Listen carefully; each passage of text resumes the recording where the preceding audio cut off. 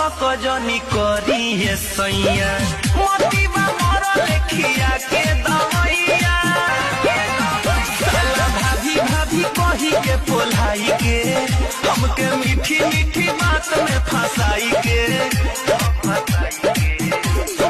नीमू रहे जो बनवा दबिया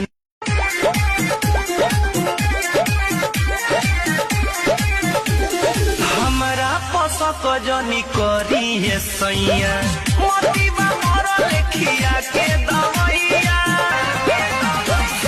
भाभी भाभी कही के पोलाई के हमके मीठी मीठी बात में फंसाई के